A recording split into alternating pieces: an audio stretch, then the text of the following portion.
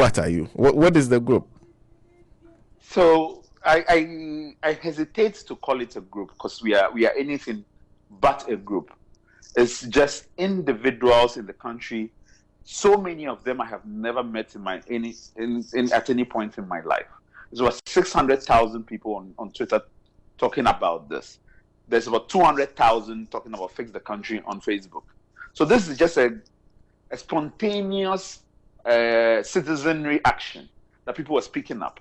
If I am here talking as a media liaison, it's only by accident, to be honest, because I happen to be the person who drafted the notice to the police, informing them of a protest that is being planned on May 9th. So I am not claiming leadership or anybody else. This is not an opportunity to project anybody to any national platform or in any case. It's just Ghanaian speaking, and the legitimacy is grounded by spontaneity and young people being fed up with our democracy. So what you are basically is one of the activists who are speaking out. I'm a Ghanaian speaking out. I'll consider myself as such. You said you put together you drafted a letter to the police, the notification to the police indicating to them that you like to demonstrate on May 9th. Yes, as only the scribe of a national voice. Yes. Okay, but how did you arrive at that decision that there was a need for a demonstration?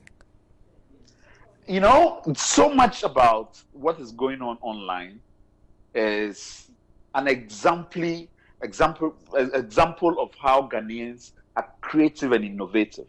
The decision to protest of May 9th also just floated in the ecosystem, where I posted May 9th protest, and then spontaneously everybody said, yes, we're doing this. And this is how come you're doing this. So it was as organic as the process at which it was arrived at. So there was that proposal that let's take it a step further, and perhaps you put up yourself, you volunteered to be the one to put together that letter. Yes, and I think, but we need to understand the basis of it as well. A lot of the conversation, as I've said, is happening online. It's the only space in which the government has not shut down. I foresee the possibility where they may even go to the extent of shutting down online conversation and blocking internet access. That is what we are seeing as the face of the regime. Now, so it's the only space in which Ghanaians can gather and talk to each other. And when we allow that space to talk, it has become clear that so many people are aggrieved about the state of our democracy. Now, for us, going and doing this protest is about gaining street-level legitimacy. So many of our people who are suffering under the false promises of the democracy are not online. And it's important that we engage those audiences as well. It's a national conversation. I have called it a battle to save the soul of this nation. And by God, we must win this fight. And so we have invited every Ghanaian to be part of the conversation. You do not have to own a phone. You don't have to be active on Twitter. You don't have to be active on Facebook to feel like you can participate in the call to save the soul of this nation. We'll talk about that conversation shortly, but there's a demonstration that you wrote a letter to the police about. You've received a response from the police. Exactly what did they tell you?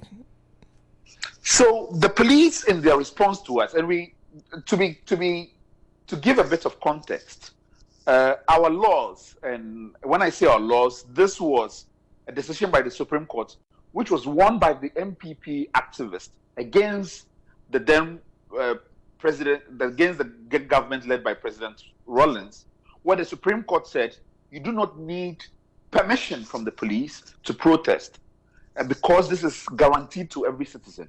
All you have to do is to notify the police and have them provide you protection. That's it. That's the promise of our democracy.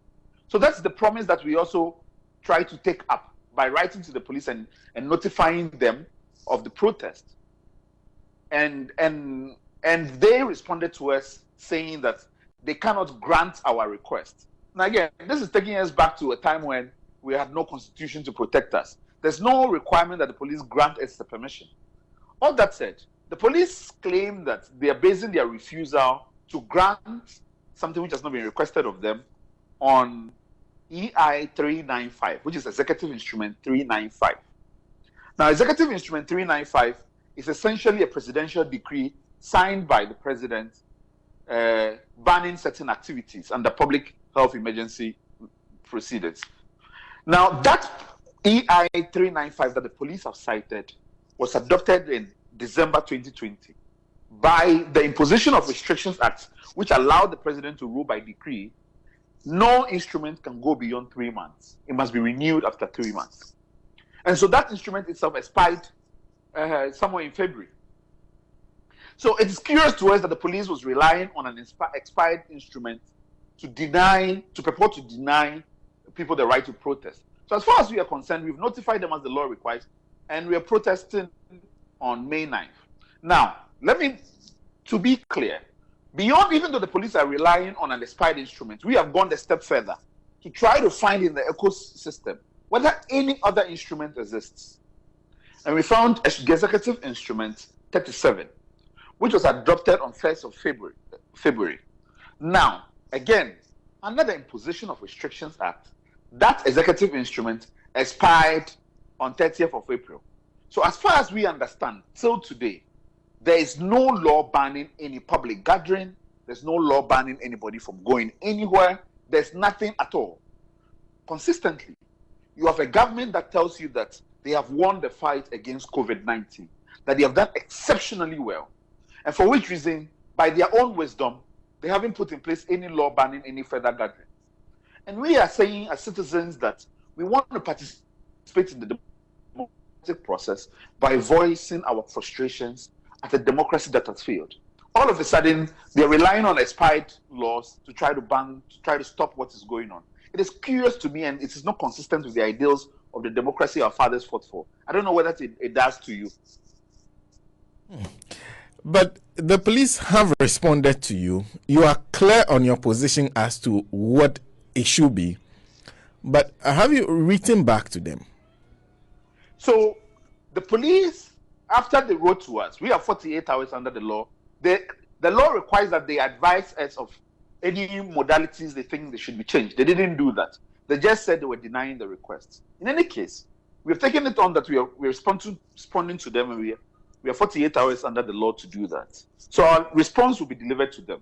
But before we had the chance to deliver the response, the Inspector General of Police caused the Accra Regional Commander of Police to call us, requesting for a meeting in person this morning at 9 a.m., which meeting we're in the process of attending. On our way, the police have driven us off that we are going to meet the Minister of National Security instead. We do not know whether the IGP himself will be there or that this is something else. We've made a call out there calling on lawyers who are present to volunteer to come up so that to be on standby. If there's any intention by this government to arrest and detain us, then we are going to court. Now, again, I have consistently said that even though we have used the language of democracy, we see what the government is doing, and for which reason we cannot even believe them. Gregory Afoko is still in jail despite repeated court orders asking the government to release him.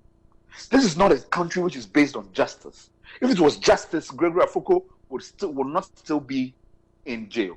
So we are very aware of how this regime has abused its powers against the Constitution. And so we are very aware that they can do similar as we go into this meeting. We don't know what would happen. And we're calling on all media houses to go to the Accra International Conference Center where they have a security installation and be present there, because democracy requires vigilance. And the media, which is the fourth estate, must be present there to witness what is happening with our democracy. So you are meeting them at National Security, or because you mentioned Accra International Conference Center?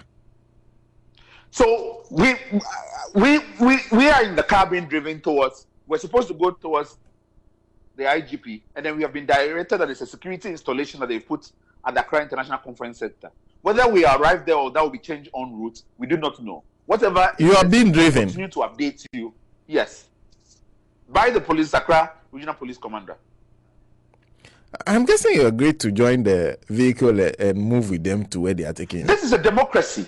It is not an action against democratic institutions. We are in dialogue with the state. So I do not see a reason why we would have an apprehension of having a conversation with the state institution. Mind you, the police is supposed to protect us during the protest, as is our constitutional right. So yes, we're doing that in the full belief, having faith in our democracy. Now, we understand that that faith we continue to place in our democracy has sometimes been abused. And that's why we are requesting for vigilance. And that's why we have been transparent and letting people be updated about what is going on blow by blow. We'll be looking forward to know exactly what happens. You're asking people to join you at the Accra International Conference Center right now. As you converse with them. To troop there in their numbers. Okay. To prevent the police or the national security from doing anything which is not constitutionally right. Yes. I don't know, because at this point, I don't know whether to continue, but a key question that everybody is asking, yes, the demonstration you insist you carry out, but exactly where should we be looking at taking this? Because this involves every one of us, and perhaps how we feel about the system. Where should we be looking at taking this to? Because there are demands for fixing. Yes. And fixing takes time. So we need to, first of all, thank you for that. As you said, fixing takes time. But to start that process, we need to acknowledge that something is wrong with our democracy. If we can't start from that basis, the conversation cannot be had. Now, May 9th, beyond it being the day in which so many Ghanaians lost their lives by institutions that have such disregard for our lives, it's also Mother's Day. We are calling on everybody to do an act of service for Mother Ghana. Mother Ghana needs its children on this Mother's Day, May 9th. That we want you all at the Independence Square, which is the symbol of how we resisted oppressors' rule, as our national anthem calls on us to do. So we are gathering at the Independence Square, the Blaster Square, for everyone to be there and join in this conversation that we want to have with our institution to improve the substance of our democracy. Two hashtags that have attracted some attention that are in response to hashtag fix the country. One of them, yes, hashtag hashtag I think a country is being fixed or is being fixed, and the other one is hashtag Nana is fixing it. Now, the other ones that I think annoyed a lot of people, including myself, was hashtag the fix yourself. That one. But when you look at all those hashtags that are a response to what has started and that gained momentum, what message does it send out to you and some of the commentary from even people in power? Yesterday, one of your colleagues, Bernard, did an editorial on the show where he talked about the failure of the government responses and having missed the plot and a genuine opportunity to engage and have a conversation. And he talked about this fix yourself thing that was going on that led Honorable Anodompre to call all of us Jimmy and all kinds of unprintable words against people, young people who for the first time want to be able to engage their country, engage the institutions that govern this country. So their hashtags and their responses keep changing and evolving because they cannot find a message that is fixed and that responds to what we are talking about. And there's a reason for that. People are tired of double talk. So that's what you're going to be seeing. You're going to see the hashtag continue to evolve till they lose relevance. And for us, we do not want to be distracted. Hashtag fix the country is what we're talking about. I mean, on Twitter, we've seen them report hashtag fix the country so many times that it should be taken down. Some points it was brought back. But every time they do that, we pivot to hashtag face the country now or GH face the country, and all of them continue to be number one trending. So that it tells you something that is happening in this country, that people cannot be silenced through pettiness and through devious means anymore.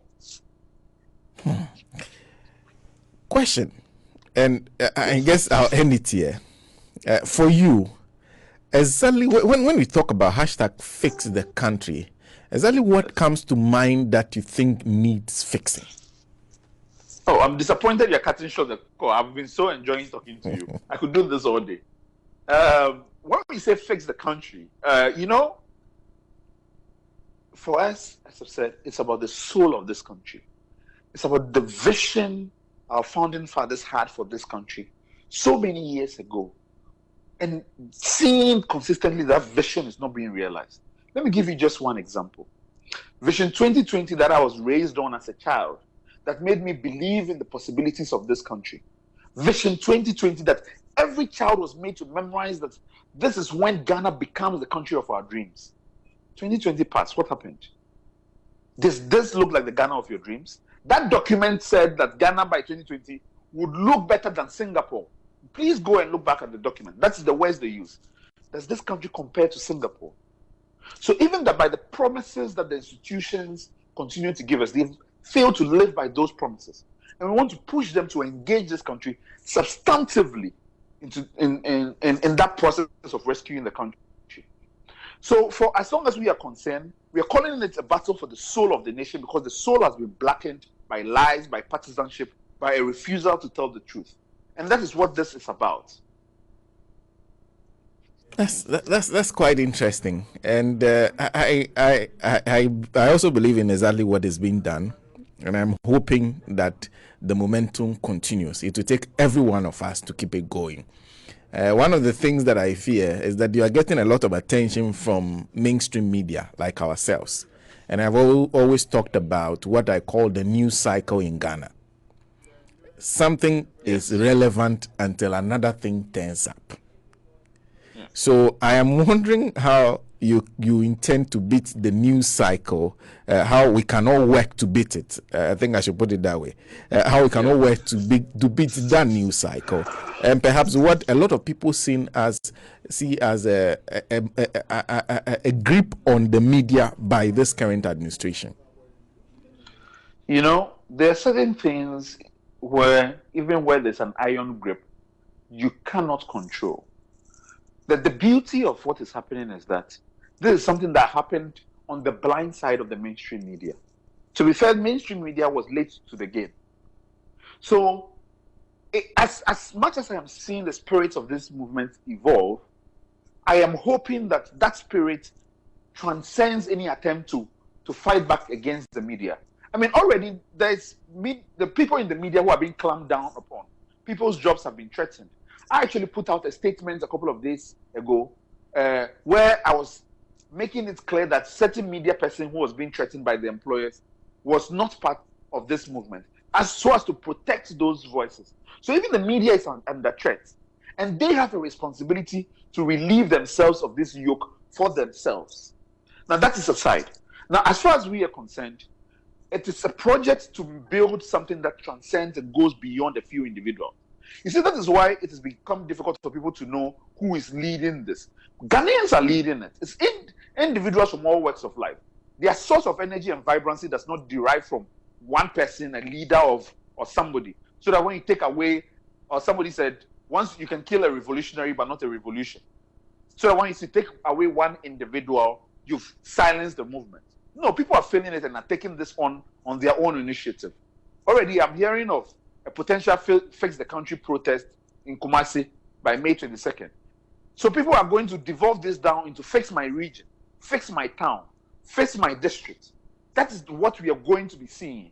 And we hope that that process, an organic process, allows this movement to continue to engage people in so many parts of this country that have been ignored.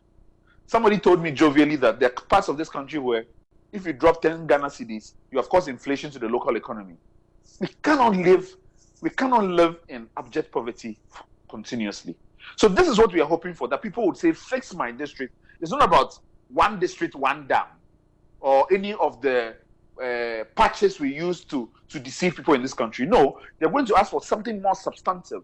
And it's not going to be my energy to drive this. It's going to be people who must take this on. And we are driving that conversation, especially because a lot of Ghanaians have lost confidence in their own voice and the ability to effect reform. So this is giving them their voice and their confidence back. And we want to see them use that to hold their governments and their institutions to account. There's a sense where there are people who are even saying, because I've heard this from a lot of people who are responding from government, that there's also a collective responsibility on everybody to be part of fixing it. That even the hashtag, the way it sounds, hashtag fix the country, that you are telling someone that perhaps you are taking yourself out of the responsibility to fix it. Is that your intention? That you feel that perhaps you are doing your part, but somebody is not doing their part, and they need to come to the first of all, thank you. First of all, what does the country entail? It entails even we speaking. So when you're saying fix the country, we are not targeting the message at an international audience. Let's be clear. We're targeting the message at a domestic audience who make up the country. Because we believe that there's so much vibrancy and good in us Ghanaians, that we can bring that together to fix the country, first of all. Now, so much so often, partisan politics has only weaponized the demon in us, our bad sides, and ignored our good. We are calling the good that is in every Ghanaian. Now, but let's also be clear about the structural limitations. There are certain people and officials who campaign on the promise that they have the answers and they have the competency and they have the individuals to engage in the process and leading us all to fix it. Leadership is about driving everybody to that goal. So this is a message towards a particular goal. Now, I want to know from a number of people, what do I need to fix in myself that would cause fuel prices to be reduced in that country? Please tell me so I can do that urgently. But also, the part of the process of fixing the country is fixing myself. And I have fixed it by calling on my government to account. That process is an exercise in fixing myself. If you have been quiet, fix yourself by calling on those who have the mandate to fix the country, calling on institutions to fix themselves, calling them to engage in a culture where we fix our democracy. Fix yourself by speaking up. Once you said that you were enjoying the conversation, a lot more thoughts kept coming to mind, because there's also the issue of timing that some people have raised. And one of my, I call him a senior in the profession, that is Paul Adomotri, was talking about what he said is COVID economics. That at this time, perhaps some of the things that has gotten this trending is because of the imposition of some taxes that are increasing the hardships of people.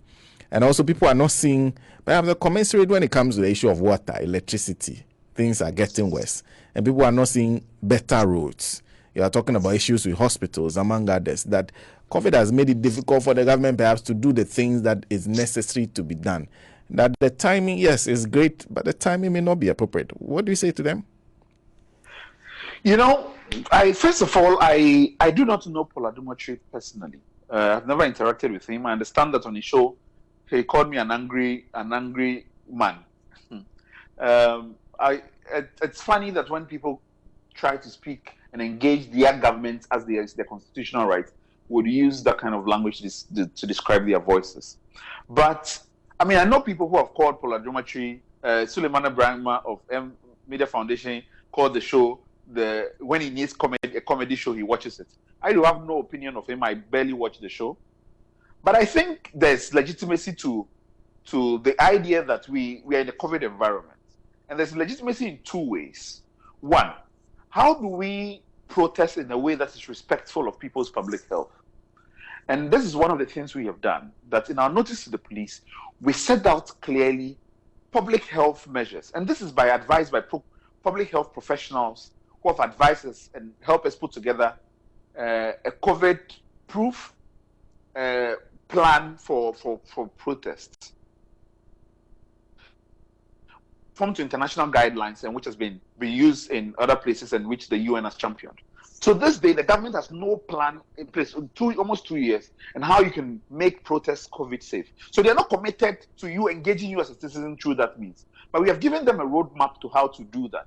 They didn't even respond to it. They didn't weigh the adequacy. They didn't bring public health officials to engage us in how we need to make necessary tweaks as a country that is respectful of the needs of Ghanaians to make it better. They do not want that. They haven't engaged us at all in that.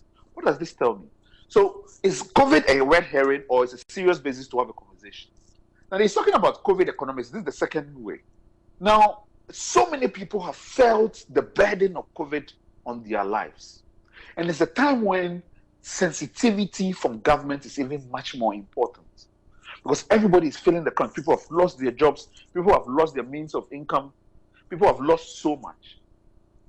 Now, isn't it weird that it is at this time that the government is piling on taxes onto Ghanaians? Is this a government that is sensitive? Is this a state institutions that is concerned about the plight of citizens? And if we do not speak up now, then when? We haven't spoken up since for so long in this country. There's barely been any protest in this country under this government because they've shut everything down. This is not how we engage as Ghanaians. Ghanaian culture is built on a protest culture. Protest culture in 1948 led to the famous Big Six. Protest culture is led to the overthrow of the Kutu Achampon regime when we rejected. People like the president himself marched then. Protest culture is where we called attention to the economic injustice of the VAT under Kwame Preku. So that protest culture that this same government understands its potential to liberate is what they are clamping down upon. In COVID-19, when we are feeling the burn most, this is when we need to protest and tell the government that we are feeling it, be sensitive to us.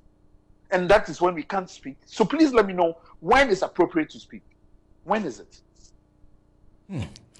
And finally, I think, okay, so I have to let you go at this point, but just one last question on the issue of COVID. You just talked about it and the fact that government also had a responsibility to ensure that they develop mechanisms that ensure that people can protest. Because you've seen protests in France and some of the places that recorded some of the highest figures when it comes to COVID-19 deaths. People still protest there.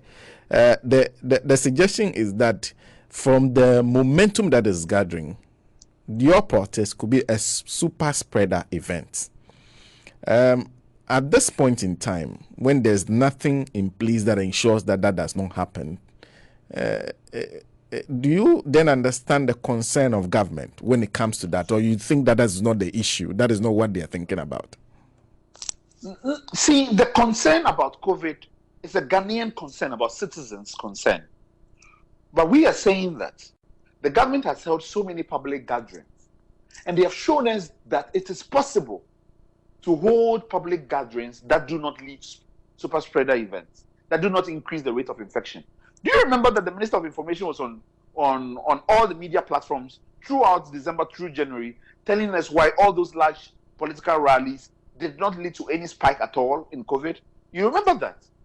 So the government has shown us that it is possible to hold public events without causing a spread in infection. And we just want to take the government at its own word. That's all we are asking. If the government has shown us that it's possible, then we want to rely on that example, on their templates and how they made that successful. So we also deploy it to voice our grievance. That's all.